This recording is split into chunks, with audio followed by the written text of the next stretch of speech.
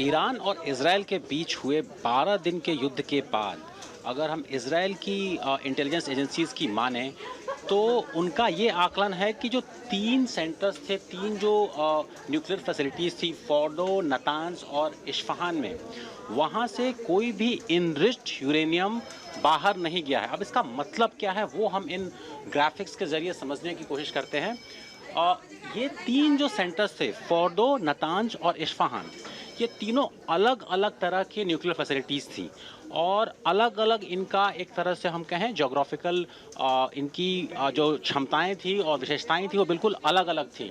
अगर हम बात करें फोर्डो की, फोर्डो में जो फैसिलिटी थी वो करीब 80 से 90 मीटर अंडरग्राउंड थी। नातांज में 40 से 45 मीटर अंडरग्राउंड थी, यानी कम सुरक्षित मानी जाती थी। लेकिन इस्फ़हान में जो पहाड़ी है उसकी पीक है वो करीब-करीब 350 से 400 मीटर, यानी बहुत ही ऊंची पहाड़ी है। एक चीज़ और अंतर है, यहाँ पे न्यूक्लियर इनरिचमेंट का काम चलता था, लेकिन यहाँ पे शायद कुछ और काम चलता था। हम समझने की कोशिश करेंगे आखिर यहाँ पे हुआ क्या था। अगर हम फोर्डो की बात करें, यहाँ पे GBU-57 यानी कि बंकर बस्टर बॉम्ब्स गिराए गए थे और माना जा रहा है कि इन बॉम्ब्स की वजह से जो भी यहाँ पे अंदर में फैसिलिटीज़ थी वो पूरी तरह से डिस्ट्रॉय हो चुकी होंगी।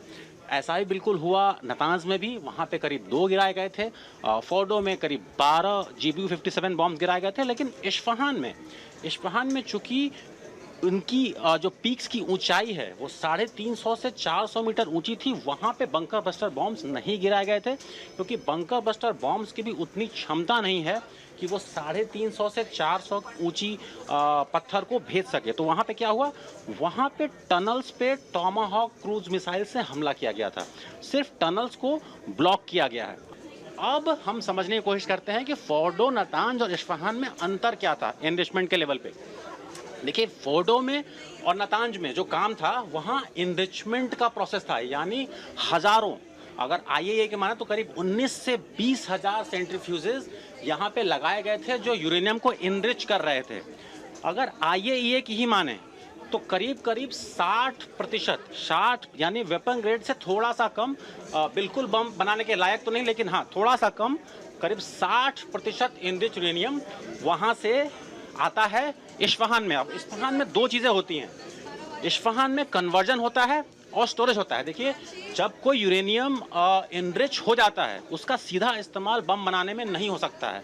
इनरिचमेंट जब होता है तो वो गैस की तरह होता है, उस गैस को फिर से सॉलिड और फिर से मेटल बनाना पड़ता है परमाणु बम को बनाने के लिए।